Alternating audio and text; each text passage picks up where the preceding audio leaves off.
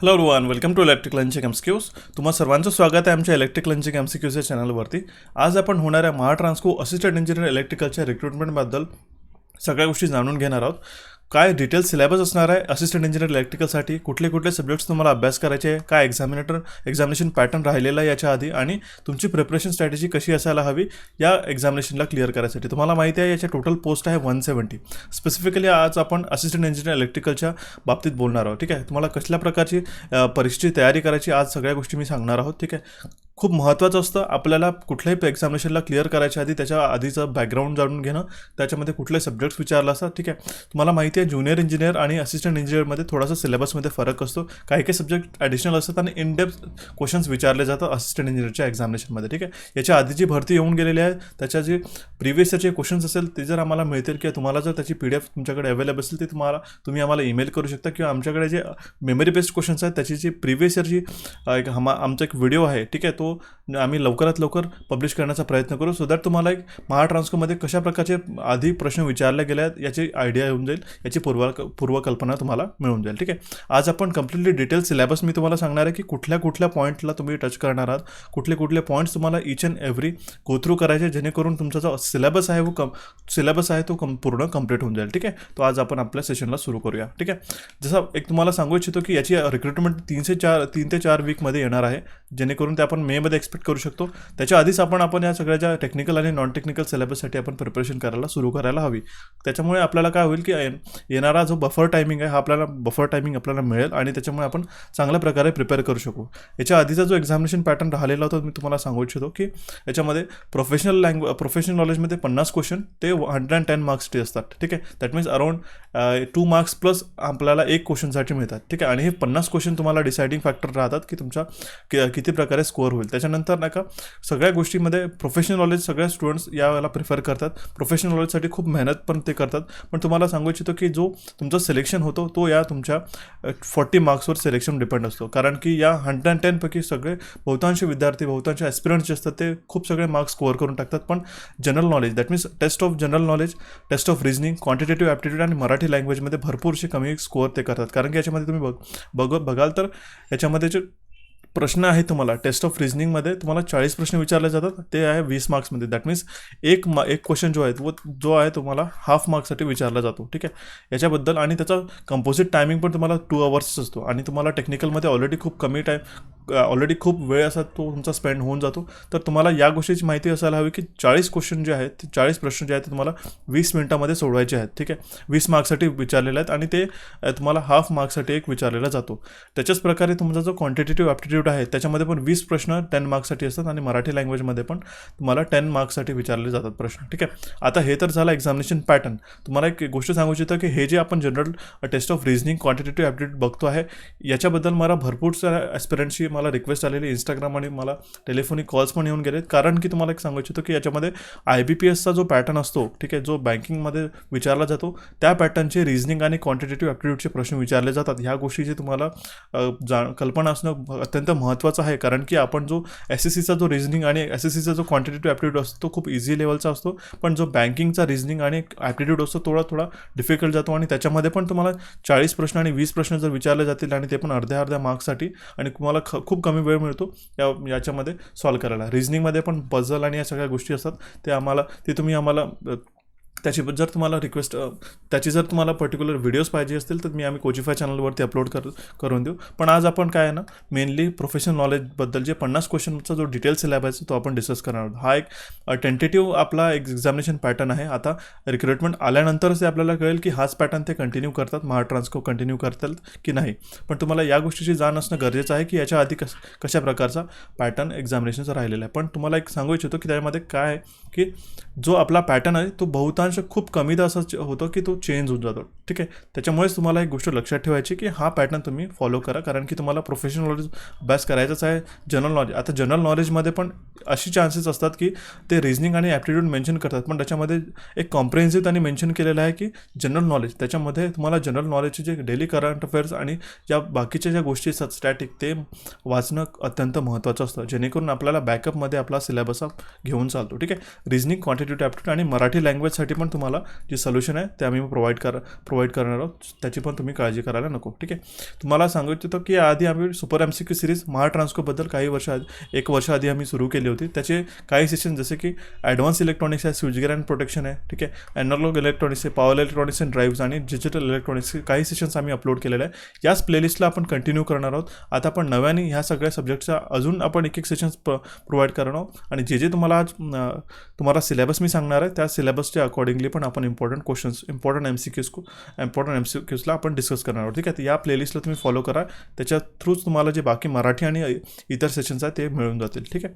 Next आहे की तुम्हाला जो ॲप्टिट्यूड आणि रिझनिंगसाठी आणि मराठीसाठी जे सेशन्स प्रिफर करायचे आहेत ते तुम्हाला सांगतो की सगळ्यात पहिले जो क्वांटिटेटिव्ह ॲप्टिट्यूड जो विचारला जातो तो बँकिंग लेवलचा विचारतो आणि यासाठीच ही तुम्हाला मॅथ्सची मॅरेथॉन जी आहे ही भरपूर फायदेशीर ठरेल.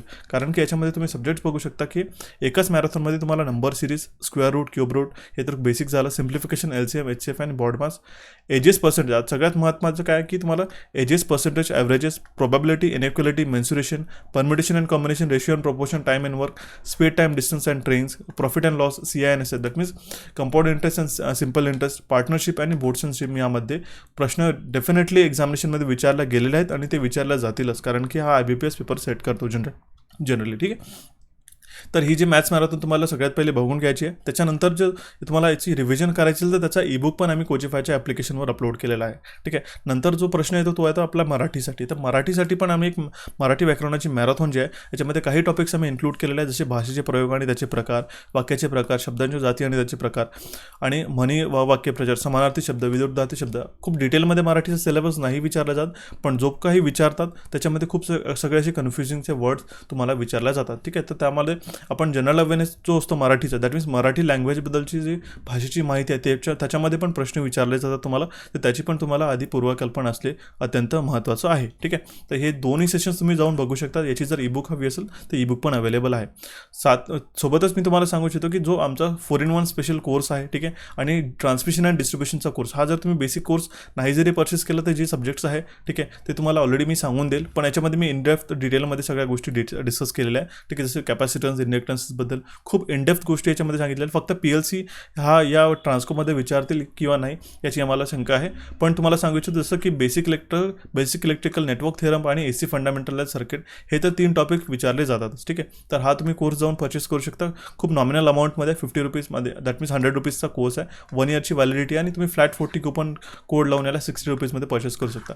त्याच्याच प्रकारे जो आता लेटेस्टमध्ये आम्ही ट्रान्समिशन अँड डिस्ट्रीब्युशनचा कोर्स टाकला, हा खूपच महत्त्वाचा आहे तुम्हाला ट्रान्सकोच्या एक्झामिनेशनसाठी, कारण की याच्यामध्ये टेबल्स आणि चार्ट्स इतके महत्त्वाचे आहे की त्याच्यामधूनच तुम्हाला मोस्ट ऑफ द एक्झामिनेशनमध्ये प्रश्न विचारले जातात. ते JEE इथे जरी आम्ही JEE क्रॅकर कोर्स याला मेन्शन केलं असेल, पण हा AE पण अप्लिकेबल आहे. ठीक आहे. तुम्ही पण याला JEE 50 कोड जो आहे, ठीक आहे, इथे जो कोड दिलेला आहे तो अप्लाय करून तुम्ही याला 50% डिस्काउंटमध्ये परचेस करू शकता. ठीक आहे. 100 रुपीजमध्ये हा कोर्स तुम्हाला मिळून जाईल. ठीक आहे. इलेक्ट्रिकल इंजिनिअरिंग MCQsच्या ॲप्लिकेशनवरती. त्याच्याच प्रकारे जे बाकीचे सब्जेक्ट जसे जनरेशन आणि बाकी मेजरमेंट आहे, पॉवर इलेक्ट्रॉनिक्स आहे, त्याचे पण मी लवकरात लवकर या महिन्यामध्ये, एप्रिल महिन्यामध्ये सगळे कोर्सेस कंप्लीट करण्याचा पूर्णपणे प्रयत्न करतो. त्याचबरोबर आपले जे रेग्युलर सेशन्स आहेत ते आपले कंटिन्यू राहतीलच. ठीक आहे.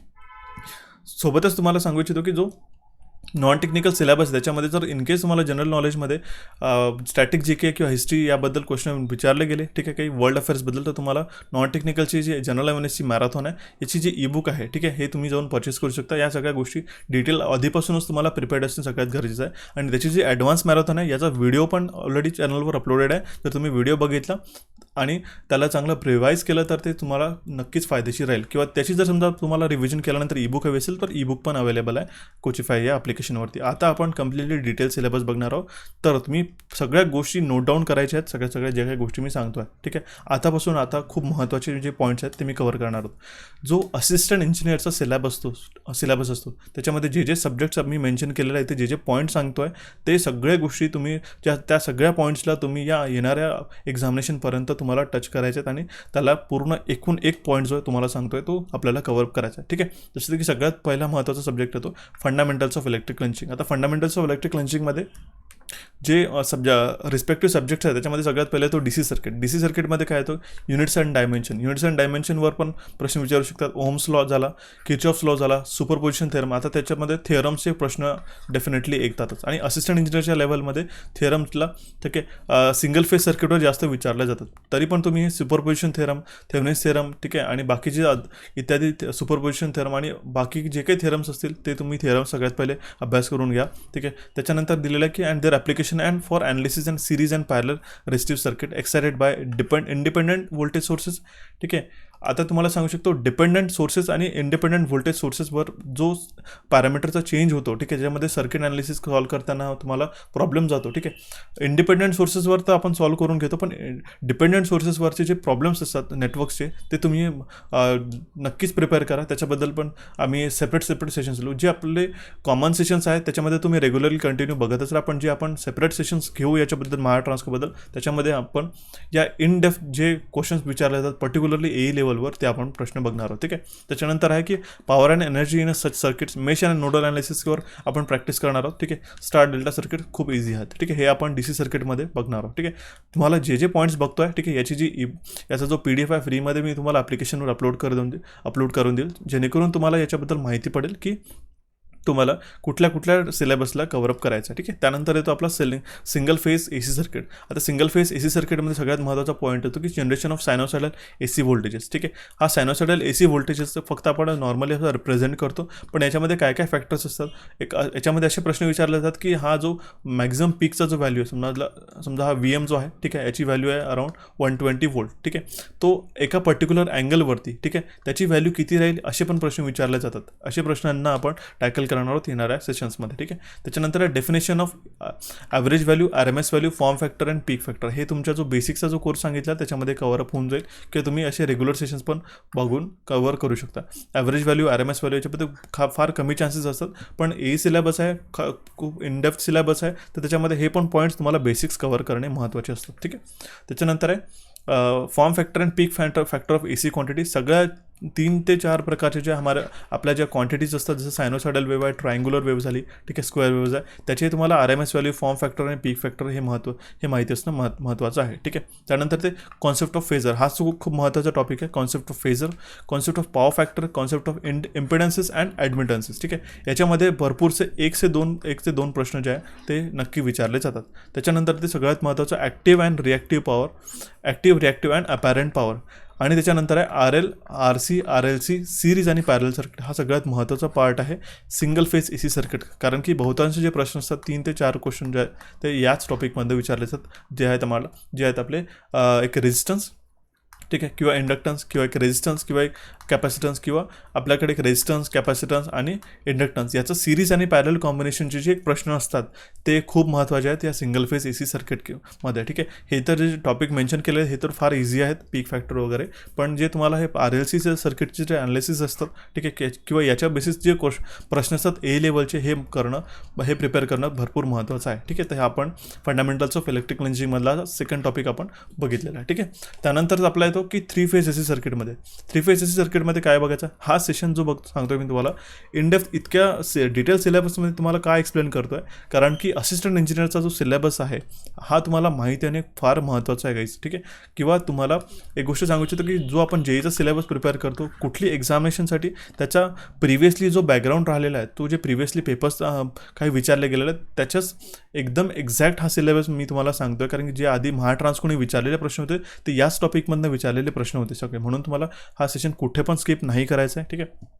तर बघूया आपण नेक्स्ट टॉपिकमध्ये 3 फेज AC सर्किट. त्याच्यामध्ये काय necessity and advantages of 3 phase system. ठीक आहे. Meaning of phase sequence, balance and unbalance supply and loads, relationship between line and phase values. हे तर भरपूर इझी आहे. For balance star and delta connection, power in balance and unbalance 3 phase system and their measurement. ठीक आहे. हा 3 phase AC सर्किटमध्ये आपल्याला prepare करायचे बेसिक्स दिलेले.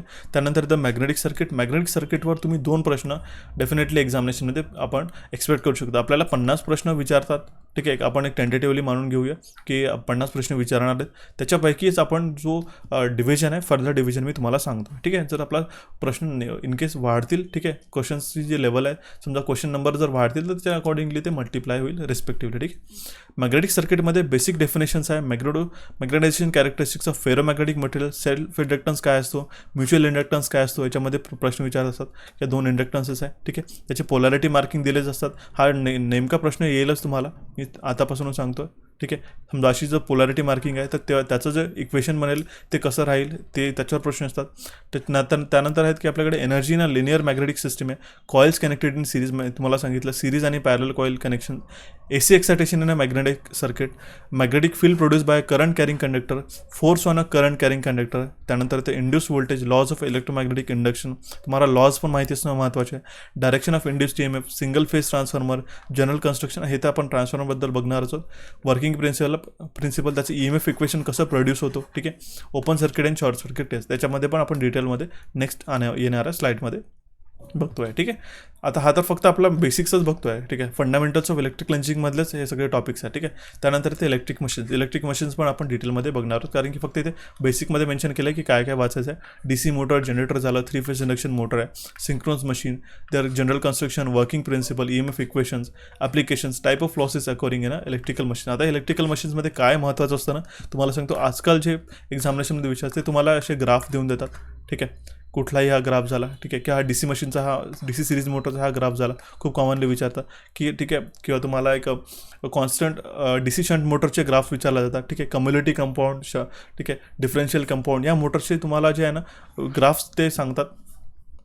त्याच्या ज्या इलेक्ट्रिकल कॅरेक्टरिस्टिक्स आहेत किंवा मेकॅनिकल कॅरेक्टरिस्टिक्स आहेत, हे बघा, मेकॅनिकल आणि इलेक्ट्रिकल कॅरेक्टरिस्टिक्स या थोडा डिफर करतात. तर कुठल्या मेकॅनिकल कॅरेक्टरिस्टिक्स आहे, IA वर्सेस VF, आणि हे जे ग्राफ्स असतात, ठीक आहे, करंट वर्सेस व्होल्टेज किंवा excitation current versus back EMF, या सगळे जे ग्राफ्स आहेत ते तुम्हाला महत्त्वाचे आहेत, ठीक आहे. हे तुम्हाला प्रिपेअर करणं खूप गरजेचं आहे, कारण हे तुम्हाला नुसते नेमकेच ते एक्झामिनेशनमध्ये देऊन देतात आणि तुम्हाला त्याच्यामध्ये विचारतात की हे जो ग्राफ आहे हा कुठल्या मोटरला रिस्पेक्टिव्हली रिप्रेझेंट करतो. तर हे एक जे प्रश्न आहे ना, हा तुम्हाला लक्षात ठेवाल की अशा प्रकारचा प्रश्न नेमका एक विचारला जातो एक्झामिनेशनमध्ये, ठीक आहे. DC मोटरमध्ये आणि DC जनरेटरमध्ये जो EMF, बॅक EMFचा इक्वेशन असतो, ठीक आहे, त्याच्यामध्ये पण तुम्हाला प्रश्न विचारले जातीलच, ठीक आहे. आता हे तर झाला बेसिक फंडामेंटल. आता नेक्स्ट पॉईंट आहे की इलेक्ट्रिकल मेजरमेंट अँड इन्स्ट्रुमेंटेशन. आता इलेक्ट्रिकल मेजरमेंटचं झालं, पण इन्स्ट्रुमेंटेशनमध्ये जे एक्सेप्शनल टॉपिक्स असतात त्याच्यामध्ये आजकाल जास्त प्रश्न विचारले जातात. त्याच्यामध्ये काय काय आपण बघणार आहोत की introduction, history and overview of measurement system, fundamentals of measurement system, static and dynamic कॅरेक्टरिस्टिक्सबद्दल काय होतं ना की प्रश्न कशा प्रकारे विचारले जातात ते मी सांगतो. की स्टॅटिक अँड डायनॅमिक कॅरेक्टरिस्टिक्सबद्दल ते स्टेटमेंट देऊन देतात तुम्हाला, ठीक आहे. जशी सेन्सिटिव्हिटी आहे, ठीक आहे, सेन्सिटिव्हिटीचा एक स्टेटमेंट देऊन देते आणि दिस स्टेटमेंट इज कॉल्ड ॲज, ठीक आहे. त्याच्यामध्ये राहतील सेन्सिटिव्हिटी, रिझोल्युशन, ॲक्युरेसी. तर तुम्हाला असा प्रश्नाचा करेक्ट आन्सर माहिती असायला हवं, कारण की सेन्सिटिव्हिटी, ॲक्युरेसी, रिझोल्युशन या सगळ्या आणि प्रिसिजन या गोष्टी नाही का एकदम सिमिलर साऊंड करतात किंवा सिमिलर त्याचा कॉन्सेप्ट असतो, पण तुम्हाला स्टेटमेंटमध्ये एक्झॅक्ट काय आहे ते माहिती करणं गरजेचं असतं. आणि तुम्हाला याच गोष्टी सांगतो, इथेच तुमचा जो लॉस होतो एक मार्क्सचा, ठीक आहे, तो एक मार्क्सचा लॉसेस तुम्हाला सिलेक्शनपासून दूर घेऊन जातो, ठीक आहे. तर तुम्हाला या गोष्टीची कल्पना असतं खूप महत्त्वाचं आहे की जे आपण वाचतो आहे, ठीक आहे, जसं स्टॅटिक अँड डायनॅमिक कॅरेक्टरिस्टिक्स त्या तुम्हाला ॲक्युरेटली वाचायचं आहे. त्यानंतर error analysis, loading effect, calibration of instrument, galvanometers, theory and operation of ballistic galvanometer, D'Arsonval galvanometer. हा डिआर्सनल गॅल्व्हनोमीटर खूप महत्त्वाचा आहे. गॅल्व्हनोमीटर मोशन अँड डॅम्पिंगबद्दल पण आपण बघू. सेन्सिटिव्हिटी, फ्लक्स मीटर काय, व्हायब्रेशन गॅल्व्हनोमीटर काय, स्पॉट डिफ्लेक्शन गॅल्व्हनोमीटर काय, definition of analog and digital instrument, हे तर आपण बघणार आहोत कारण याच्यामध्ये जास्त प्रश्न विचारतात. Classification of analog instrument, their operating principle, operating forces, type of support, damping and controlling. आता तुम्हाला सांगतो हा लास्ट पॉईंट खूप इम्पॉर्टंट आहे, ठीक आहे. म्हणजे classification of analogue instrument, their operating principle and operating forces, types of support, damping and controlling. मी तुम्हाला कालच एक जो आपला सेशन होता मेजरमेंट का, जो आपण NHPCसाठी घेतला होता, त्याच्यामध्ये मी तुम्हाला सांगितलं होतं की डॅम्पिंग जो प्रकार असतो, ठीक आहे, हा कुठल्या कुठल्या प्रकारचं डॅम्पिंग कुठल्या इन्स्ट्रुमेंटमध्ये वापरलं जातं हे खूप महत्त्वाचं असतं. तुम्हाला लक्षात घ्यायला हवं आहे की डॅम्पिंग आणि कंट्रोलिंग वेगवेगळे डायनोमीटर इन्स्ट्रुमेंट असेल किंवा मुव्हिंग आयन इन्स्ट्रुमेंट असेल, ठीक आहे. तर याच्यामध्ये काय फरक असतो, कुठल्या प्रकारचं डॅम्पिंग कुठल्या इन्स्ट्रुमेंटमध्ये म्हणजे वापरलं जातं याच्यावरच प्रश्न बनतात, ठीक आहे. हा वाटतो आपल्याला भरपूर इझी, आपण खूप इनडेप्थ जो असा सिलेबस कव्हर करून टाकतो, पण ह्या ज्या बेसिक्स गोष्टी आहे तिथेच आपण थोडं लॅग करून घेतो आणि तिथेच आपले एक मार्क्स लूज होतात. तर ते आपल्याला या गोष्टीवर डिटेलमध्ये फोकस करणार आहोत. तुम्हाला एक लक्षात घ्यायला हवं की आताचा जो इयर आहे हा 2022 आहे आणि याच्यामध्ये असेच प्रश्न विचारले जातात. ते काही रिपिटेटिव्ह तुम्हाला 10,000 MCQच्या बुक्समधले प्रश्न विचारतात नाही. ठीक आहे, तर याबद्दल तुम्हाला माहिती असणं अत्यंत महत्त्वाचं आहे. ठीक आहे, हा तर झाला आपला इलेक्ट्रिकल मेजरमेंट आणि इन्स्ट्रुमेंटेशनबद्दल. ठीक आहे, त्यानंतर आहे की different type of ammeter and voltmeter. त्याच्यामध्ये येतात PMMC moving iron electrodynamometer type of instrument. त्याचे जे कन्स्ट्रक्शनल फिगर्स असतात, आता इलेक्ट्रोडायनॅमोमीटर टाईपमध्ये किंवा मुव्हिंग आयन टाईपमध्ये किती आपल्याकडे फिक्स्ड कॉईल असतात, मुव्हिंग कॉईल असतात, हा पण एक मी क्वेश्चन कव्हर केलेला आहे. तसा प्रकारचा क्वेश्चन येतो. हॉट वायर इन्स्ट्रुमेंट झालं, इलेक्ट्रोस्टॅटिक, इंडक्शन. आणि आता हे नुसत्या JEEच्या लेवलची तुम्ही अभ्यास नका करू, कारण की या इलेक्ट्रोस्टॅटिक अँड इंडक्शन इन्स्ट्रुमेंटमध्येच वर्किंग प्रिन्सिपल किंवा जे इक्वेशन्स असतात ते तुम्ही एकदम महत्त्वाचे अभ्यास करणं गरजेचं आहे, कारण त्याच्यामध्येच तुम्हाला या असिस्टंट इंजिनियरच्या एक्झामिनेशनच्या लेवलवरचे प्रश्न विचारतील. आणि जर आपण नंबर ऑफ वॅकन्सीज बघितले तर 170 वॅकन्सीज आहेत टोटल. ठीक आहे, पण या वॅकन्सीसाठी तुम्हाला कॉम्पिटिशन पण तितकीच राहणार आहे आणि त्याच्या अकॉर्डिंगलीच पेपर सेट होईल. या गोष्टीची पूर्वकल्पना असणं तुम्हाला अत्यंत गरजेचं आहे. नंतर आहे ferrodynamic and electrothermic expression. Ferrodynamic and electrothermic याच्यानंतर आपण एक कॉन्सेप्ट आपण नक्कीच बघूया. Expression of control and deflection torque, their advantages, disadvantages and error, extension of range of instrument using shunt and multiplier. हा तर खूपच बेसिक आहे, आपण रेग्युलरली सेशनमध्ये कव्हर करतो. JEE असो किंवा AE त्याच्यामध्ये हा नेमका प्रश्न विचारतो आणि हा एक क्वेश्चन याच्यामध्ये विचारू शकतात. त्यानंतर आहे ohm meter, series and shunt type and multimeter. ठीक आहे, हा झाला different type of ammeter and voltmeter. त्यानंतर येतं मेजरमेंट ऑफ पॉवर. आता मेजरमेंट ऑफ पॉवरमध्ये पण तुम्ही बघू शकता की JEE आणि AEमध्ये काय डिफरन्स येतो. Power in AC/DC circuit, electrodynamometer type of wattmeter, त्याचं construction, theory, operation and error, low power factor and unit power factor wattmeter काय, डबल एलिमेंट आणि 3 एलिमेंट डायनोमीटर टाईप वॅटमीटर काय, हे पण आपल्याला डिटेलमध्ये डिस्कस करायचं. नंतर आहे measurement of power in a three phase circuit. 1, 2 and 3 wattmeter method आहे. 3 measurement of reactive power by using single wattmeter. हे सगळं आपल्याला मेजरमेंट ऑफ पॉवरमध्ये डिटेलमध्ये डिस्कस करायचं आहे. एक पॉईंट जो सांगतोय तो एक पॉईंट तुम्ही डिटेलमध्ये डिस्कस करायचा आहे. ठीक आहे, नंतर आहे त्याच्यामध्ये इलेक्ट्रॉनिक एनर्जी मीटर. आता इलेक्ट्रॉनिक एनर्जी मीटरमध्ये खूप चान्सेस असतात की तुम्हाला एक्झामिनेशनमध्ये प्रश्न विचारतील. त्यामध्ये आहे single phase and 3 phase, testing by phantom loading, trivector meter, maximum demand meter, power analyser काय, पॉवर फॅक्टर मीटर काय, इन्स्ट्रुमेंटेशन ट्रान्सफॉर्मर काय, त्याच्यामध्ये पोटेन्शियल अँड PT आणि CT इन्क्लुडेड येतात, त्याचा रेशिओ काय, कुठला तुम्हाला एक प्रश्न विचारतो, कालच आपला सेशन झाला, PT आणि CT मधला जो इम्पिडन्स रेशिओ असतो कुठला याच्यामध्ये जास्त असतो किंवा कमी असतो, तुम्ही मला कमेंट करून सांगा. त्याच्यामध्ये तुमची रिव्हिजन नक्कीच होऊन जाईल. फेज अँगल एरर झाला, testing of instrument transformer, difference between CT and PT, error and reduction of error, measurement of power using CT and PT. हे आपल्याला इलेक्ट्रॉनिक एनर्जी मीटर्समध्ये अभ्यास करायचा. त्यानंतर आहे मिसलेनियस इन्स्ट्रुमेंट आणि मेजरमेंट. त्याच्यामध्ये येतात फ्रिक्वेन्सी मीटर. ठीक आहे, तुम्हाला माहिती आहे रीड टाईप फ्रिक्वेन्सी मीटर असतात, ज्यामध्ये दिलेलं आहे बघा इथेच. Vibrating reed, resonance type and western type, synchroscope आहे, IR टेस्टचं काय, रेशिओ मीटर काय, रेजिस्टन्स मेजरमेंटमध्ये तुम्हाला हा तर रेजिस्टन्स मेजरमेंट का जो एक ग्राफ आहे ना, जो तुम्हाला टेबल बनलेला आहे त्याच्यामध्ये सगळ्या गोष्टी कव्हर होऊन जाईल. याची तुम्हाला काळजी करायची काही गरज नाही. ठीक आहे, जो तुम्हाला वेगवेगळे जे ब्रिजेस असतात त्याच्याबद्दल एक ऑलरेडी चार्ट आपण प्रिपेअर केलेला आहे व्यवस्थितरित्या, तो तुम्हाला मिळून जाईल. त्याच्यामध्ये classification of low, medium and high resistance, western bridge झाला, केल्विन डबल ब्रिज झाला, लॉस ऑफ चार्ज मेथड आहे, रेजिस्टन्स मेजरमेंट आहे, अर्थ रेजिस्टन्स मेजरमेंट आहे, मॅग्नेटिक मेजरमेंट आहे, BH कर्व्हबद्दल ऑलरेडी मी सेशन अपलोड केलेला आहे. BH कर्व्हचा जो कम्प्लीट तुमचा जो पॉईंट आहे तो तर कव्हरअप होऊन जाईल एकाच आमचा एका व्हिडिओमध्ये. ठीक आहे, त्याच्यामध्ये मी तुम्हाला हिस्टेरिसिस लूपचं डिटर्मिनेशन कसं आहे, ठीक आहे, कोव्हर्सिव्ह फोर्स, ठीक आहे, कोव्हर्सिव्ह फोर्स काय असतो, ठीक आहे, रिटेंटिव्ह फोर्स काय असतो, या सगळ्या बाबतीबद्दल मी तुम्हाला ऑलरेडी सांगितलेलं आहे. त्यानंतर आहे power loss in a sheet metal, Lloyd Fisher square for measurement of power loss. ह्याबद्दल खूप कमी क्वेश्चन्स याच्या आधी विचारलेले आहेत, पण आपण या गोष्टीला एक पॉईंट आपण प्रश्न नक्कीच बघणार आहोत.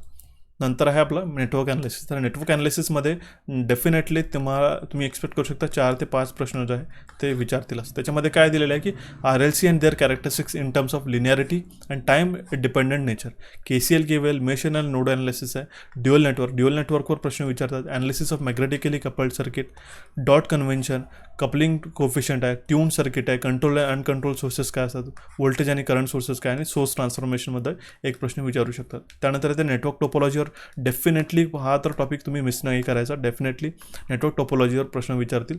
त्यामध्ये concept of network graph, tree and tree branch and link, ठीक आहे. ह्या गेटमध्ये पण प्रश्न विचारले जातात, सेम तुम्हाला ए लेवलवर प्रश्न विचारतील.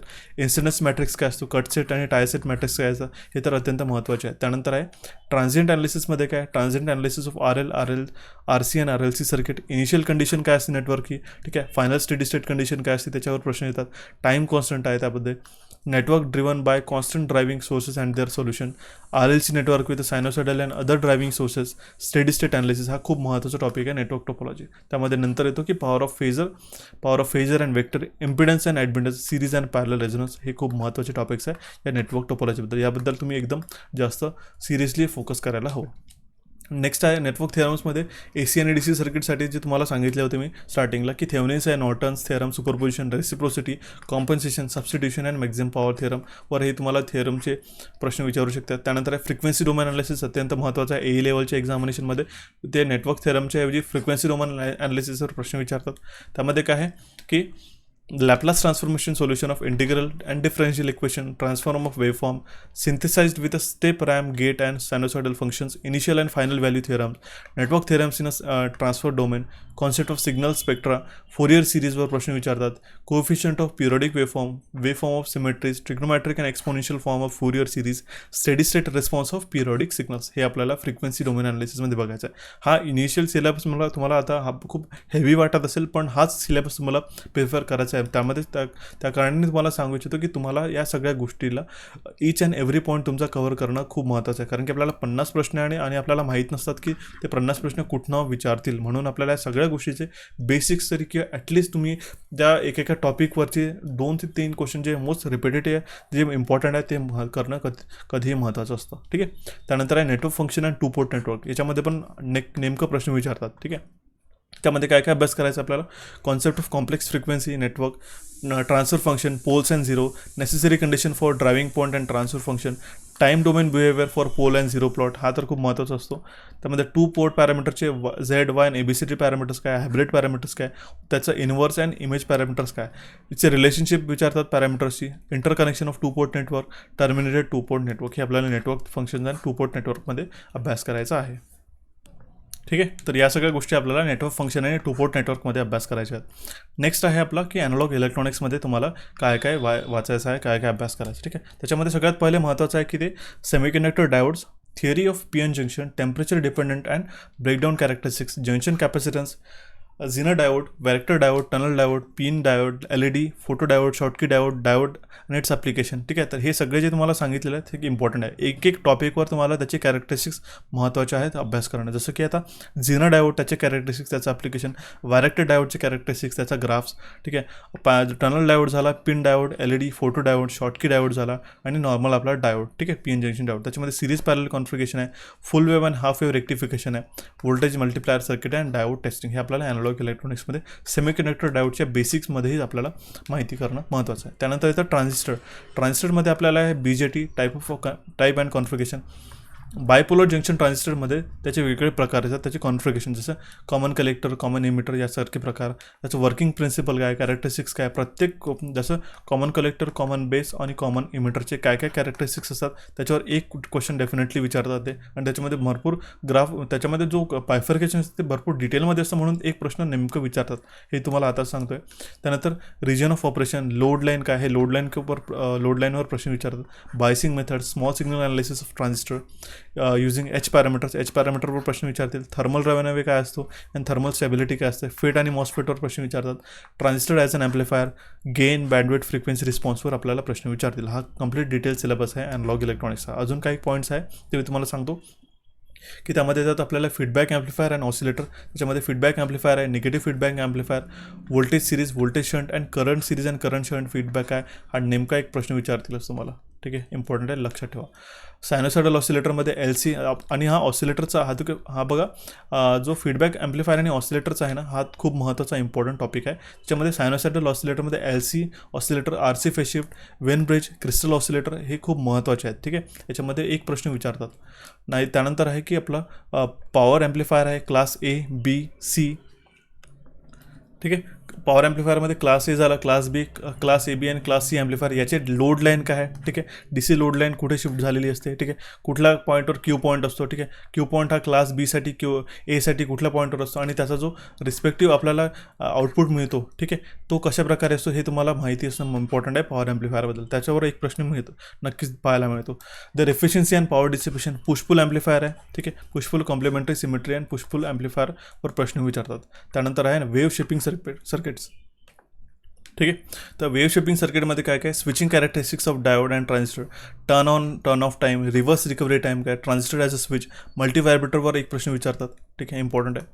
नेक्स्ट आहे आमचा बायस्टेबल मोनोस्टेबल बसस्टेबल मल्टीव्हायब्रेटर. हे तर खूप महत्त्वाचं आहे. बायस्टेबल मोनोस्टेबल आणि अस्टेबल मल्टीव्हायब्रेटर, त्याचे कॅरेक्टरिस्टिक्स, क्लिपर आणि क्लॅम्पर सर्किटचे जो सर्किट असतात, ठीक आहे, डायोडची पोझिशन काय असते, कॅपॅसिटन्सची पोझिशन काय असतं, याच्यावर नेमके प्रश्न विचारतात किंवा सर्किट देऊन देतात तुम्हाला आणि ते विचारतात की हा कुठला क्लिपरचा सर्किट आहे किंवा क्लॅम्परचा सर्किट आहे, किंवा त्याचा ड्युटी सायकल बेस तुम्हाला एक न्यूमरिकल प्रश्न विचारतात, ठीक आहे, क्लिपर आणि क्लॅम्परवर. डिफरन्शियल ॲम्प्लिफायर काय, calculation of differential amplifier, common mode gain and CMRR using h parameters, Darlington pair, boot strapping technique आहे, कास्केड ॲम्प्लिफायर, ठीक आहे.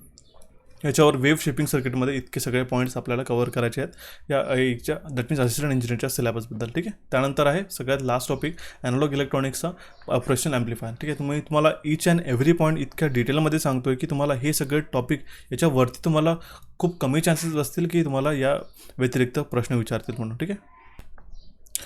नेक्स्ट आहे ऑपरेशनल ॲम्प्लिफायरमध्ये त्याचे basics, practical op amp circuits काय असतात, त्याचे characteristics, slew rate, bandwidth, offset voltage, basic current applications काय, inverting non inverting ॲम्प्लिफायरचे सर्किट्सचे त्याचे कॅरेक्टरिस्टिक्स विचारतात. समर, ॲव्हरेजर, डिफरन्शिएटरचे सर्किट्स तर तुम्ही नेमकं लक्षात ठेवा की कुठलं समरचं सर्किट असतं, ॲव्हरेजर सर्किट असतो, डिफरन्शिएटर, इंटिग्रेटर, डिफरन्शियल ॲम्प्लिफायर म्हणून काम करतात.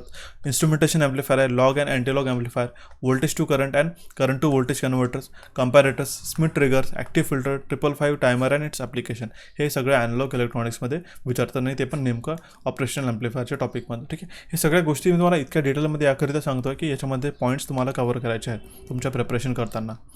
नेक्स्ट आपला जो इम्पॉर्टंट टॉपिक आहे तो आहे मटेरियल सायन्स. मटेरियल सायन्समध्ये काय, क्लासेस ऑफ इंजिनिअरिंग मटेरियल, त्याच्यामध्ये atomic structure and bonding in material, crystal structure and of the material. याच्यामध्ये खूप कमी प्रश्न विचारतील, ठीक आहे. तरी तुम्हाला एक सांगून देतो की मटेरियल सायन्सवर तुम्हाला हे काही पॉईंट्स आहेत, ठीक आहे. जसं आता क्रिस्टल सिस्टीम आहे, युनिट सेल आहे, स्पेस लायटिस अँड डिफेक्ट, ठीक आहे. हे पॉईंट्स नेमके विचार नाहीत, ठीक आहे. हे मी तुम्हाला जे मार्क करून दिलं आहे, खूप कमी क्वेश्चन्स याच्यावर विचारतात, तर म्हणून त्यावर तुम्ही फोकस नाही केलं तरी झाले. पण classification of solid from electrical engineering point of view, त्याच्यामध्ये कंडक्टिंग मटेरियलच्या ज्या प्रॉपर्टीज ऑफ कंडक्टर आहे, characteristics of good conductor material आहे, कॉमनली यूज कंडक्टिंग मटेरियल झाला, conductor of materials for overhead lines आहे, टाईप ऑफ कंडक्टर काय, conductor for underground cables काय, conductor material use for electrical machines winding and resistance material काय, type of resistors काय, material of bus bar and metals and all, यावर प्रश्न नेमकं विचारतील. फक्त हे ऑटोमिक स्ट्रक्चर वगैरे खूप कमी प्रश्न विचारतात, जे मी येलो कलरमध्ये मार्क करून दिलेलं आहे, ठीक आहे. त्यानंतर आहे डायलेक्ट्रिक मटेरियल नेमकं विचारतातच, कारण त्याच्यामध्ये dielectric strength, factor affecting the dielectric strength, dielectric loss काय असतो, डिसिपेशन फॅक्टर काय येतो, factor affecting dielectric loss, permittivity and polarization, charging and discharging of dielectric, conduction through dielectric, application of dielectric, different type of capacitance and materials used for them, insulating मटेरियलमध्ये त्याची property, thermal, chemical properties काय, तसे वेगवेगळे materials आले, ceramic, glass, mica, rubber, resins, wax, varnishes. Classes of इन्सुलेशनमध्ये नेमका एक प्रश्न विचारतात, त्याचे टेम्परेचर, ठीक आहे.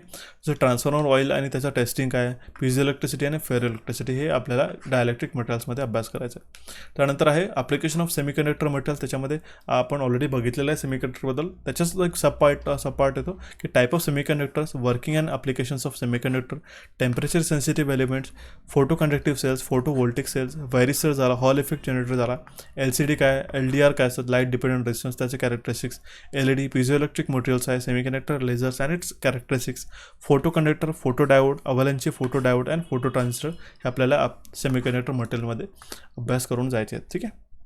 त्यानंतर येतात मॅग्नेटिक मटेरियलमध्ये पण ऑलरेडी आपण एक डिटेलमध्ये एक सिलेबस, एक जो सेशन आहे तो आपण ऑलरेडी डिस्कस केलेला आहे, पण तरी तुम्हाला सांगतो की त्यामध्ये डायमॅग्नेटिझम, पॅरामॅग्नेटिझम, फेरोमॅग्नेटिझमचं क्लासिफिकेशन तुम्ही नक्की करून जा. मॅग्नेटायझेशन कर्व काय, हिस्टेसिस लूप काय, मॅग्नेटोस्ट्रिक्शन काय असतं, हे तुम्हाला विचारलं होतं मी याबद्दल प्रश्न, ठीक आहे. मॅग्नेटोस्ट्रिक्शन म्हणून काय होतं, factors affecting permeability and hysteresis, anti ferromagnetism, magnetic resonance, BH curve for different magnetic materials, loss of magnetism, impurities in magnetic materials, soft and hard magnetic materials and ferrites. हे तुम्हाला क्लासिफिकेशन ऑफ मॅग्नेटिक मटेरियल्समध्ये prepare करायचे आहे.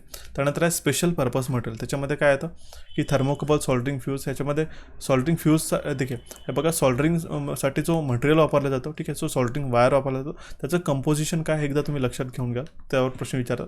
त्यानंतर आहे thermocouple, contact रिफ्रॅक्टरी, fluorescent, हे जे आहे ना फॉस्फरंट्स जे मटेरियल्स आहेत त्यामध्ये एक एक प्रश्न विचारतात, त्याचं मटेरियल कुठलं असतं म्हणून ते आपण नक्कीच कव्हर करूया. गॅल्वनायझिंग अँड इम्प्रिग्नेशन हा टॉपिक नाही विचारत generally. Super conductivity and its application, त्याच्यामध्ये थर्मोइलेक्ट्रिक जनरेटर, थर्मोनिक कंडक्टर्स काय, physical properties and electrical properties काय, SF6 आणि त्याचे ॲप्लिकेशन्स काय, optical fibre, materials of MHD generator. हा MHD जनरेटर खूप महत्त्वाचा टॉपिक आहे, हा त्यावर एक प्रश्न विचारतात. थर्मोइलेक्ट्रिक जनरेटरवर तुम्हाला प्रश्न नेमके विचारले जातात स्पेशल पर्पज मटेरियलमध्ये. ठीक आहे, आता आपण खूप महत्त्वाच्या टॉपिककडे वळलो आहे, तो आहे आपला पॉवर सिस्टम. कारण की ट्रान्समिशनमध्ये पॉवर सिस्टमवर भरपूर सगळे प्रश्न विचारला जातात.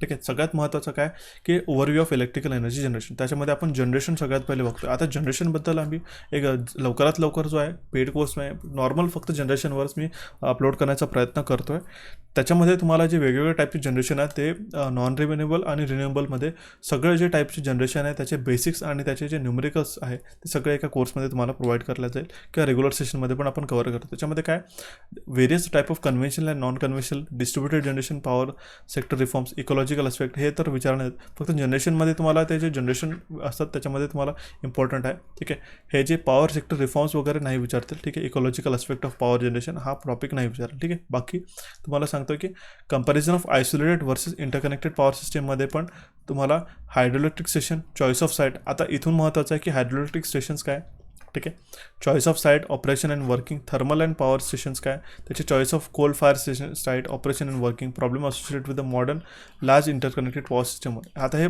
अभ्यास करायचे अशा गोष्टी आहे की यामध्ये बेसिक्स प्रश्न विचारू शकतात पण यामध्ये न्यूमरिकल नाहीत. पण तरी आता एनर्जी जनरेशनमध्ये अजून पण प्लांट्स असतात, त्या प्लांट्सला पण तुम्हाला डिस्कस करणं इम्पॉर्टंट आहे. यामध्ये मी मेन्शन नाही केलेलं आहे, पण फक्त हायड्रो आणि थर्मल यामध्ये मेन्शन केलेलं आहे. पण बाकी पण पॉवर प्लांट्स तुम्हाला तेवढेच महत्त्वाचे आहे. जसे नॉन रिन्युएबलमध्ये तुम्हाला आता जे बाकीचे जिओथर्मल एनर्जीज वगैरे झालं किंवा विंड पॉवर जनरेशन झालं, ते टॉपिक्स खूप महत्त्वाचे असतात, त्याचे टाईप्स पण. ठीक आहे, तर ते तुम्ही इन्क्लूड करून घ्या याच्यामध्ये, किंवा आपण याची जी PDF असेल त्यामध्ये मी इन्क्लूड करेल. त्यानंतर पॉवर प्लांट इकॉनॉमिक्सवर तुम्ही 1 ते 2 प्रश्न नेमका एक्सप्लोर करू शकता. त्याच्यामध्ये लोड कर्व्स तुम्हाला दिले जातात, बेस लोड, पीक लोड, लोड फॅक्टर काय असतो, डिमांड फॅक्टर काय, डायव्हर्सिटी फॅक्टर, कॅपॅसिटी फॅक्टर काय, युटिलायझेशन फॅक्टर आहे. आपण खूपदा आपण प्रिपेअर केलेलं आहेत आणि पॉवर प्लांट इकॉनॉमिक्सवर 1 ते 2 क्वेश्चन नेमके विचारतीलच यावर्षी पण. ठीक आहे, तर तुमचा फ्युएल आणि ऑपरेशनल कॉस्टवर पण प्रश्न विचारतात, तर हा खूप महत्त्वाचा टॉपिक आहे पॉवर प्लांट इकॉनॉमिक्स. ओके, जनरेशनचे सगळे जे टॉपिक्स आहेत, ठीक आहे, जे वेगवेगळे टाईप ऑफ जनरेटर आहेत सगळे तुम्ही प्रिपेअर करून घ्या.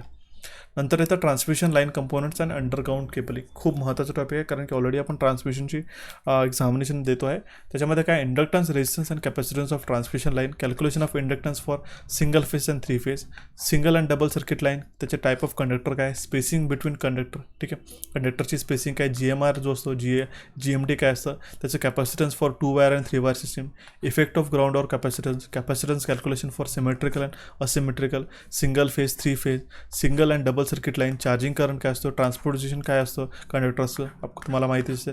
ठीक आहे, एका पर्टिक्युलर लेवलनंतर ट्रान्सपोर्टेशन केलेलं जातात.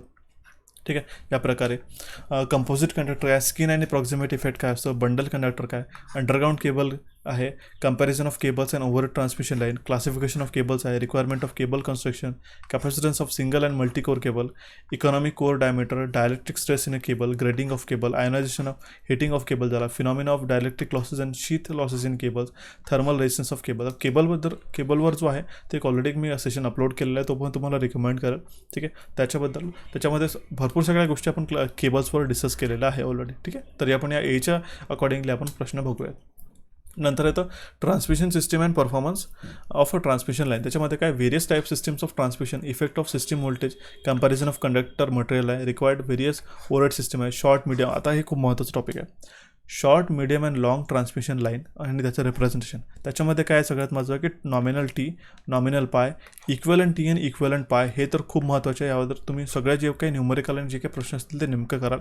नेटवर्क मॉडेल काय असतं, ABCD कॉन्स्टंट काय, सिमेट्रिकल आणि असिमेट्रिकल नेटवर्कसाठी, mathematical solution to estimate regulation and efficiency of all type of line, surge impedance महत्त्वाचा आहे, loading, interpretation of long line equation and its equivalent equation, tune power lines, power flow through the transmission line, circle diagram आहे, method of voltage control, static and rotating VR generator, transformer control, phenomena of corona, potential gradient, breakdown of voltages and power corona power loss. तर या टॉपिक्सला एकूण एक topic तुमचा important आहे या transmission system and performance of transmission लाईनमधला. ठीक आहे, असिस्टंट इंजिनियरच्या लेवलचे आपण नेमके प्रश्न बघणार आहोत. ठीक आहे, खूप इम्पॉर्टंट आहे. मी तुम्हाला सांगू या डिटेलमध्ये सिलेबस याकरिता एक्सप्लेन करतो की तुम्ही हे सगळे पॉईंट नेमके प्रिपेअर करा. असं नाही असायला हवं की तुम्ही नॉर्मल सिलेबस तुम्ही ओके. तर कोरोना पॉवर लॉसवर एक ऑलरेडी सेशन अपलोड केलेलं आहे मी. कोविड दॅट मीन्स जेव्हा कोविड आला होता तेव्हा तुम्हाला एक इंटरेस्टिंग फॅक्ट म्हणून दॅट मीन्स कोरोना पॉवर लॉसमध्ये काय असतं, जेव्हा कोविडचा जो सीन चाललेला होता, ठीक आहे, काही 1-2 वर्ष आधी, ठीक आहे, just that's means interesting fact म्हणून कोरोना पॉवर लॉस आपला इलेक्ट्रिकल ट्रान्समिशन लाईनमध्ये कसा असतो आणि त्याचे जे पॅरामीटर्स आणि फॅक्ट्स असतात ते तुम्हाला ऑलरेडी मी एक्सप्लेन केलेले आहेत. हा पण जाऊन बघू शकता तुम्ही. ठीक आहे, त्यानंतर आहे इन्सुलेटर अँड मेकॅनिकल डिझाईन्समध्ये mechanical design type of conductor use in overhead transmission line, type of line support and tower. हे पण तुम्हाला जो आम्ही तुम्हाला कोर्स सजेस्ट केलेला आहे त्याच्यामध्ये मी डिटेलमध्ये एक्सप्लेन केलेला आहे. इन्सुलेटर अँड मेकॅनिकल डिझाईन तो कम्प्लिटली त्याच्यामध्ये कवर होऊन जाईल. टाईप ऑफ लाईन सपोर्ट आहे, टॉवर्स. ज्या लोकांनी परचेस केलेला असेल, ज्या लोकांनी ऑलरेडी बघितलेलं असेल, त्याच्यामध्ये तुम्हाला माहिती असेल की जो ईबुक आम्ही तुम्हाला प्रोव्हाइड केलं त्याच्यामध्ये सगळ्या गोष्टी या डिटेलमध्ये डिस्कस केल्या आहे. Distribution conductor over transmission tower, spacing between conductors, length of span and sag tension calculation for transmission line, wind and ice loading, support of line at 2 different rate level, string chart का असतो, ठीक आहे, स्ट्रिंजिंग chart का असतो यामध्ये पण दिसतो, sag template, stringing conductors आहे, vibration and vibration dampers, insulator material for use for transmission line insulator, type of insulator for overhead transmission line, failure of insulator, voltage distribution of suspension insulator, string efficiency, shielding and ग्रेडिंगवर तुम्हाला नेमके प्रश्न विचारतात. हे सगळे डिटेलमध्ये topics आहे. एखादा कुठला टॉपिक सुटला तरी पण चालेल, पण बाकी प्रयत्न करा की सगळे जे टॉपिक्स आहेत तुम्ही इच अँड एव्हरी टॉपिक तुम्ही गो थ्रू करा. नंतर आहे voltage control and distribution system. त्यामध्ये AC single phase, 3 phase, 3 wire and 4 wire distribution काय, Kelvin's law for most economical साईजचा डबल आलेला आहे. ठीक आहे, लेआउट शोविंग सबस्टेशन इक्विपमेंट. आता सबस्टेशन इक्विपमेंटवर प्रश्न विचारतात एक्झामिनेशनमध्ये. ठीक आहे, तुमचा साईज किती असायला हवी, किती एकरमध्ये तुमची साईज असायला हवी, तुमच्या किलोवॅटवर किती किलोवोल्टचं स्टेशन आहे त्याच्या अकॉर्डिंगली, बसबार, सिंगल बसबार आणि sectionalize busbar, main and transfer busbar system, sectionalize double busbar system आणि रिंगमेन्स. ठीक आहे, टाईप ऑफ सिस्टीमवर तुम्हाला प्रश्न विचारतील. ठीक आहे, नंतर येतं की आपला डिजिटल इलेक्ट्रॉनिक लॉजिक सर्किट्सवर प्रश्न. ठीक आहे, हे खूप महत्त्वाचे आहे. असिस्टंट इंजिनियरच्या लेवलची एक्झामिनेशन देताना या सगळ्या गोष्टी महत्त्वाच्या आहेत, कारण की याच्यामध्ये थोडं डिजिटल इलेक्ट्रॉनिक्सचा डेप्थमध्ये प्रश्न विचारतात. त्याच्यामध्ये काय की नंबर सिस्टम अँड कोड्समध्ये काय, डिजिटल नंबर सिस्टमवर एक ऑलरेडी सेशन दिलेला आहे. तुम्हाला सगळ्या गोष्टी जे डिजिटल नंबर सिस्टमचे आहे, जसं कन्व्हर्जन जे आहे, बेस कन्व्हर्जन, तो एकाच सेशनमध्ये तुम्हाला कव्हर होऊन जाईल. ऑलरेडी कोचिफाय चॅनलवरती अपलोडेड आहे.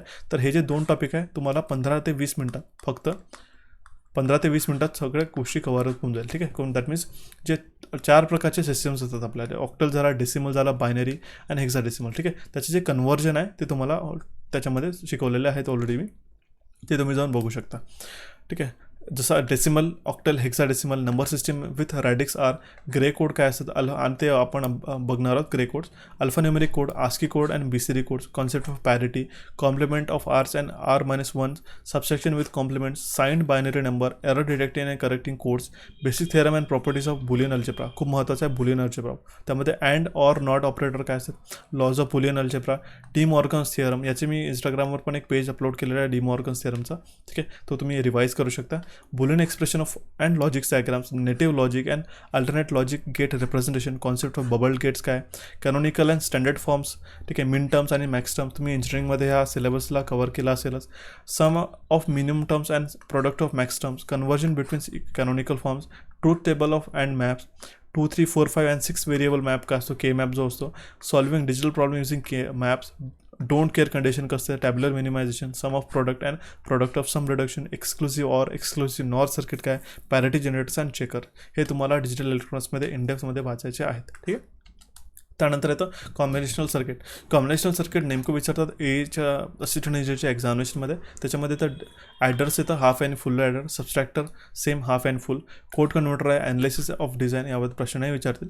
Universal building blocks, implementation of any logic circuit using NAND gate. ठीक आहे, इथे नॅन्ड हवं होतं, इथे नॅनो झालेलं आहे. ठीक आहे, ऑर विथ नॉर गेट. ठीक आहे, दॅट मीन्स तुमचे जे लॉजिक सर्किटचं इम्प्लिमेंटेशन करतो नॅन्ड आणि नॉर, कारण की तुम्हाला माहिती आहे NAND and NOR are universal gates. त्याच्यामध्ये binary serial adder, parallel adder, serial parallel adder आहे, look ahead carry generator, BCD adder काय असतं, बायनरी मल्टिप्लायर आहे, migrative comparator, decoder, demultiplexer, encoders and parity encoders, as well as multiplexers and implementation of combinational logic diagrams. हे तुम्हाला combinational सर्किट्समध्ये वाचायचं आहे. त्यानंतर सिक्वेन्शियल सर्किट आहे. सिक्वेन्शियल सर्किट्समध्ये काय काय येतं, लॅचेस झाले, SR लॅचेस झालं with NAND and NOR gates, D latch edge triggered flip flop झाला, JK फ्लिप फ्लॉप आहे, T flip flop, master slave flip flop, analysis of clock sequential circuit आहे, स्टेबल्स टेबल आहे, state diagram, state reduction state equations आहे, state assignment आहे, flip flop excitation table and characteristics equation, design procedure for sequential circuit, design with a state reduction and application of flip flop. हे तुम्हाला sequential logic सर्किट्समध्ये अभ्यास करायचे आहेत. नंतर येतात registers and counter. Registers and काउंटर्समध्ये असिंक्रोनस आणि synchronous counter with mod numbers, down counter, up and down counter, propagation delay काय असतो रिपल काउंटरमध्ये, प्रोग्रामेबल काउंटर काय, प्री सेटल्ड काउंटर काय, BCD counter, cascading and counter applications. ठीक आहे, decoding in a counter, decoding glitches, ring counter यामध्ये खूप कमी प्रश्न विचारतील. त्यामध्ये रिंग काउंटर महत्त्वाचा आहे. हे बघा, हा इम्पॉर्टंट नाही आहे, रिंग काउंटर महत्त्वाचा आहे. ठीक आहे, ring counter, Johnson counter, rotate left and rotate right counter काय, रजिस्टर बफर हा इम्पॉर्टंट आहे, shift left shift right and shift left right register काय, parallel in parallel out, serial in serial out, parallel in serial out and serial in parallel out register. हे important आहे, याच्यावर topic विचार. फक्त decoding in काउंटरवर खूप कमी प्रश्न विचारतो. ओके, बाकी टॉपिक इम्पॉर्टंट आहे. जे नाही आहे मी तुम्हाला ते पण सांगतो आहे. नंतर आहे random access memory, timing waveform, memory decoding, internal construction. त्यानंतर दिलेलं आहे coincidence decoding, address multiplexing, read only memory, combinational circuit implementation, type of roams, combinational PLDs, programmable logic अरे लॉजिक यावर फार कमी प्रश्न विचारतात. ठीक आहे, नंतर आहे अॅनालॉग टू डिजिटल कन्व्हर्जन. आता हे जे आहे ना, स्टार्टिंग फ्रॉम दिस टू दिस खूप कमी प्रश्न विचारतील, तुम्ही नंतर पण अभ्यास केला तरी चालेल. पण इम्पॉर्टंट काय, अॅनालॉग टू डिजिटल कन्व्हर्टरमध्ये ramp type, dual slope integration, successive approximation, parallel conversion आहे, पॅरल सिरियल कन्व्हर्जन आहे, converter specification and digital to analogue converters काय, binary weighted and R2R to D2A converter. हे खूप महत्त्वाचं आहे. ठीक आहे, दॅट मीन्स हा जो स्टार्टिंगला इथून ते इथपर्यंत जे हे आहेत ना, ठीक आहे, हे प्रिपेअर नंतर जरी केलं तुम्ही तरी चालेल, कारण खूप कमी प्रश्न विचारतात. पण हा जो अॅनालॉग टू डिजिटल कन्व्हर्जनचा जो टॉपिक आहे ना, हा खूप महत्त्वाचा आहे. ओके, हा खूप महत्त्वाचा आहे. ठीक आहे, तुम्ही ह्यावर प्रिपेअर करा. ठीक आहे, जे नाही आहे ते ऑलरेडी सांगतो, कारण की त्यामध्ये तुमचा उगाच वेळ जायला नको. नंतर आहे इलेक्ट्रिक मशीनमध्ये. आता इलेक्ट्रिक मशीन्समध्ये पण खूप महत्त्वाचे टॉपिक्स आहे, जसं ट्रान्सफॉर्मर्स आहे. मी तुम्हाला डायरेक्टली गो थ्रू करून देतो की ट्रान्सफॉर्मरमध्ये काय काय वाचायचं आहे. इम्पॉर्टंट काय की वर्किंग प्रिन्सिपल आहे, EMF इक्वेशन्स आहे, त्याचं कन्स्ट्रक्शन, 2 टाईप ऑफ ट्रान्सफॉर्मर आहे, कोर टाईप आणि शेल टाईप ऑफ ट्रान्सफॉर्मर, त्याचा डिफरन्स काय असतो, त्याच्यावरचे टेस्ट काय असतात, Sumpner test, condition of maximum एफिशियन्सीचे न्यूमेरिकल्स आणि त्याचा रेग्युलेशनचं न्यूमेरिकल. ठीक आहे, एक्सायटेशन काय असतो, कुठल्या प्रकारचं एक्सायटेशन दिल्यानंतर काय काय त्याचे चेंजेस पडतात. ठीक आहे, जे आपण इक्वेलंट सर्किट्स काढतो ट्रान्सफॉर्मरचे त्यावर पण प्रश्न विचारतो. Refer to the primary, refer to the secondary, त्यावर प्रश्न विचारतात. ऑटो ट्रान्सफॉर्मरचा एक प्रश्न नेमका येतोच एक्झामिनेशन, त्याच्यामध्ये किती पर्सेंट रिडक्शन होतं आपल्या कॉपर सेव्हिंग्समध्ये, यावर एक प्रश्न डेफिनेटली येईलच. ठीक आहे, त्यामध्ये वर्किंग ॲडव्हान्टेजेस आणि it's equivalent circuit and phasor diagrams आहे. त्यानंतर आहे 3 फेज ट्रान्सफॉर्मर, त्याचं कन्स्ट्रक्शन आणि सेम स्कॉट कनेक्शनवर एक प्रश्न विचारतील. पॅरल ऑपरेशनच्या कंडिशन्स काय असतात. ठीक आहे, त्याचे ॲडव्हान्टेजेस, रिक्वायरमेंट आणि लोड शेअरिंग कशा प्रकारे होते. लोड शेअरिंगवर एक प्रश्न विचारतात. ठीक आहे, तुम्हाला KVA लोडिंग कशा प्रकारचं होईल as per the base unit. Okay, त्यानंतर tap changers, cooling, conservators and breather, pulse and high frequency transformer, यावर खूप कमी प्रश्न विचारतात. फक्त last pulse and high frequency transformer, पण हाय फ्रिक्वेन्सीवर एक प्रश्न येऊ शकतो. नंतर आहे आपल्याकडे इलेक्ट्रिकल मशीन्समध्ये 3 फेज इंडक्शन मोटर. त्याच्यामध्ये सगळ्या गोष्टी आहे की त्याचं वर्किंग प्रिन्सिपल, कन्स्ट्रक्शन आणि कॉमन आहे. त्याचे लॉसेस एफिशियन्सी तुम्ही एकदा वाचू शकता. ठीक आहे, नो लोड आणि block to test, circle diagram important आहे, हे विचारू शकतात. ठीक आहे, त्याच्या पॉवर स्पीड कॅरेक्टरिस्टिक्स काय, टॉर्क स्पीड कॅरेक्टरिस्टिक्स तुम्हाला सांगतो की रिपीटेडली मी या गोष्टी नाही तुम्हाला एक्सप्लेन करत, पण कॅरेक्टरिस्टिक्स ज्या काही आहेत ठीक आहे त्या इम्पॉर्टंट आहेत तुम्हाला. ठीक आहे, कॅरेक्टरिस्टिक्स ज्या काही आहेत त्या सगळ्या तुम्हाला गो थ्रू करायच्या आहेत. त्यानंतर ते starting of squirrel cage and slip ring induction motor. ठीक आहे, त्याच्यामध्ये जे रेजिस्टन्स ॲड करतो त्याचे 1-2 कॉन्सेप्ट तुम्हाला लक्षात घ्यायचे आहे. पॉवर फॅक्टर कंट्रोल काय, कॉगिंग अँड क्रॉलिंग फिनॉमिना काय असतो, double cage and deep bar induction motor काय, त्याचा इम्पॅक्ट काय अनबॅलन्स सप्लायचा, हार्मोनिक्स काय असतात, हार्मोनिक्सवर प्रश्न विचारतात. Harmonics on performance, speed control, braking, induction जनरेटरवर प्रश्न विचारतील. नेक्स्ट आहे आपला सिंगल इलेक्ट्रिकल मशीनमध्ये single phase motor. Same characteristics आहे, पण सिंगल फेज मोटरमध्ये तुम्ही याच्या AC सिरीज मोटर आहे, सर्वो मोटर आणि लिनियर इंडक्शन मोटर आहे, यावर खूप महत्त्वाचा भर द्यावा, कारण की याच्यामध्ये प्रश्न विचारतात. Generally normally single phase induction motor वाचून आपण या AC सिरीज मोटर झाला, सर्वो मोटर झाला, ज्या स्पेशल टाईप ऑफ मोटर आहे त्यावरच प्रश्न विचारतात जनरली. ठीक आहे, तर ते लक्षात घ्या. बाकी तुम्ही जे पॉईंट मेन्शन केलेलं आहे ते सगळ्या गोष्टी इम्पॉर्टंट आहे. ठीक आहे, जसं डबल रिव्हॉल्विंग फील्ड थेरी काय हे माहिती असणं गरजेचं आहे. सिंक्रोनस मोटर पण इम्पॉर्टंट आहे. त्याचं सिंक्रोनस मशीनमध्ये सिलेंड्रिकल अँड सायलेंट पोलमध्ये काय डिफरन्स असतो तो लक्षात घ्यायचा. Performance and regulation of and parallel operation of generator त्याच्यावर पण न्यूमेरिकल येतात. Starting of synchronous motor, characteristics and type of losses and efficiency calculation of electrical machines important आहे तुमच्या सिंक्रोनस मोटरवरती. ठीक आहे, नेक्स्ट येतं तुमचा कंट्रोल सिस्टम, अत्यंत महत्त्वाचा. तुम्ही याच्यामध्ये भरपूर सगळे प्रश्न एक्सपेक्ट करू शकता एक्झामिनेशनमध्ये आणि खूप महत्त्वाचा आहे. त्याच्यामध्ये मॉडेलिंग ऑफ डायनॅमिक सिस्टम्स आहे. त्यामध्ये दिलेलं आहे आपल्याला electrical and mechanical hydraulic systems. त्यामध्ये तर electrical, mechanical and hydraulic systems, concept of transfer function, Laplace transform आहे, state space description of dynamic system, open and close loop system त्याचे प्रश्न, signal flow graph, Mason's formula, component of control system, हे सगळे point important आहे. त्यामध्ये time domain analysis of close loop system पण important आहे. सगळे पॉईंट्स इम्पॉर्टंट आहे. जसं PI professional derivative and integral control पण त्यावर प्रश्न विचारतात. नेक्स्ट आपण क्विकली गो थ्रू करतो, कारण की ऑलरेडी आपण खूप वेळ या सिलेबससाठी दिलेला आहे. त्यामध्ये त्या सोल्युशन आणि स्टेट इक्वेशनमध्ये eigenvalues and eigenvectors, digitalization state, transitive matrix stability and Routh Hurwitz stability ॲनालिसिसवर प्रश्न विचारतात. Characteristic equation of close loop system, root locus, ठीक आहे, construction of loci, effect of adding poles and झिरोजवर प्रश्न विचारतात. ठीक आहे, स्टॅबिलिटी काय आहे, फ्रिक्वेन्सी डोमेन अनालिसिसवर, बोडे प्लॉट्सवर प्रश्न खूप कमीदा विचारतात, पण बोडे प्लॉटवर एखाद प्रश्न विचारू शकतो. Effect of adding poles and zeros यावर प्रश्न विचारतात. पोलर प्लॉट काय, नायक्विस्ट स्टॅबिलिटी अनालिसिस काय, त्याचे प्रश्न विचारतात. नेक्स्ट येतात relative stability, gain and phase margins. Next आहे आपल्याकडे design of control systems with PID control. That means इथे मिस झालेलं आहे काहीतरी. PID control in time domain and frequency domain, lead lag and lead compensation, design of compensating network. ठीक आहे, यावर प्रश्न नाही विचारते डिझाईन ऑफ कॉम्पन्सेटिंग नेटवर्क्सवर, पण लीड लॅग आणि लीड कॉम्पन्सेशनवर प्रश्न विचारतात. नेक्स्ट आहे आपला पॉवर इलेक्ट्रॉनिक्स. खूप महत्त्वाचं आहे पॉवर इलेक्ट्रॉनिक्स, कारण की मोस्ट ऑफ द प्रश्न जे आहेत ना पॉवर इलेक्ट्रॉनिक्स एक्झाममध्ये विचारतातच. त्याच्यामध्ये काय की पॉवर सप्लायजमध्ये रेक्टिफायर्स आहे, फुल वेव्ह आणि half wave, performance parameters of power supply, filter आहे. त्याच्यामध्ये capacitor, inductor and inductor capacitor, pi filter काय, ब्लिटर रेजिस्टर्स काय असतात, व्होल्टेज मल्टिफ्लायर काय, regulated power supply, series and shunt voltage regulators, fixed and adjustable voltage रेग्युलेटरवर विचारतात. SMPSवर प्रश्न विचारतात. स्विच्ड मोड पॉवर सप्लायजवर, comparison of linear and switch power supply, switched mode converters, flyback, buck boost and buck boost कन्व्हर्टर्सवर विचारतात. ठीक आहे, thyristor control रेक्टिफायरचं, ठीक आहे, जे SCR बेस्ड रेक्टिफायर्स असतात, कंट्रोलर्स असतात. ठीक आहे, त्याच्यावर प्रश्न विचारतात. त्याची कन्स्ट्रक्शनल फीचर्स काय, principle of operation, SCR terminology काय, turn on turn off method झाला त्याच्या. ठीक आहे, त्याचं ट्रिगरिंग सर्किट आहे, कसं ते ऑन होतात आणि कशा प्रकारे आपण त्याला कम्युटेशन करतो, दॅट मीन्स कशा प्रकारे त्याचा ऑफ करतो. ठीक आहे, नॅचरल आणि फोर्स कम्युटेशन झालं.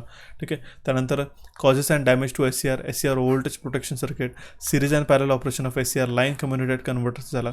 हे यावर तुम्हाला पॉवर इलेक्ट्रॉनिक्सबद्दल खूप महत्त्वाचा भर द्यायचा आहे. त्यानंतर आहे अदर मेंबर्स ऑफ SCR फॅमिलीचं, डायक, ट्रॅक झालं, क्वाड्रॅक झालं, रिकव्हरी कॅरेक्टरिस्टिक्स काय असतात, या सगळ्या गोष्टी. IGBT पण महत्त्वाचा आहे, मॉस्फेट आहे.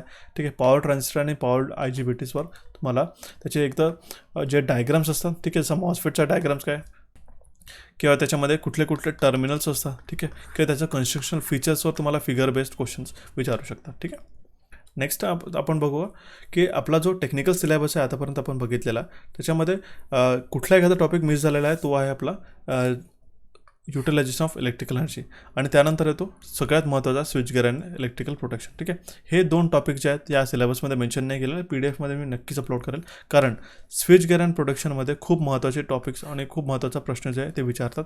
युटिलायझेशन ऑफ इलेक्ट्रिकल एनर्जीमध्ये पण तुम्हाला प्रश्न विचारतील. हालाकी आपण जो इलेक्ट्रोमॅग्नेटिक थिअरी आहे, पॉवर सिस्टम प्रोटेक्शन, यावर आपण प्रश्न घेऊयात. ठीक आहे, इलेक्ट्रॉनिक डिव्हायसेस आपण डिस्कस केलेलं आहे, पॉवर इलेक्ट्रॉनिक्स अँड ड्राईव्सवर पण प्रश्न विचारतील तुम्हाला. ठीक आहे, नेटवर्क इलेक्ट्रिकल इन्स्ट्रुमेंटेशन आपण डिस्कस केलं आहे, नेटवर्क ॲनालिसिस आहे, इलेक्ट्रिकल मशीन्स आहे, कंट्रोल सिस्टम्स आहे, power system and analysis and control, analog electronics, digital electronics, power electronics आपण डिस्कस केलं आहे. फक्त utilization of electrical energy, switchgear and protection आणि पॉवर सिस्टम प्रोटेक्शनवर आणि इलेक्ट्रोमॅग्नेटिक थिअरीवर पण तुम्हाला डिटेलमध्ये डिस्कस करायचं आहे. ठीक आहे, ते पण आपण लवकरच डिस्कस करूया. ठीक आहे, ठीक आहे. तर हा सगळा एक बेसिक टेक्निकल सिलेबस आहे, हा ऑलरेडी आपण एकदा एक्सप्लेन केलेला आहे महाट्रान्सफोच्या प्रिपरेशन स्ट्रॅटेजीबद्दल, पण तेव्हा आपण एकदा डिटेलमध्ये सिलेबस नाही डिस्कस केला होता. पण तुम्हाला सांगतो की नेक्स्ट आता फील्ड थिअरीचा जो टॉपिक राहिलेला आहे त्याच्यामध्ये हे सगळे टॉपिक्स मला प्रिपेअर करायचे आहे. इलेक्ट्रोस्टॅटिक आणि मॅग्नेटोस्टॅटिक्सवर, electrostatic and electrical fields, magnetostatics and magnetic fields काय, फील्ड इन कंडक्टर्स, ठीक आहे, मॅग्नेटिक्स मटेरियल्स काय असतात, field in dielectric, Maxwell's equation झाले, ठीक आहे, जे वेगवेगळे इक्वेशन्स विचारतात, मॅक्सवेल इक्वेशन झाला, ठीक आहे, त्याचा टाईम वॅरिंग फील्ड काय, इलेक्ट्रोमॅग्नेटिक वेव्ह इक्वेशन्स काय, plane wave propagation in conducting and dielectric मीडियावर प्रश्न विचारतात.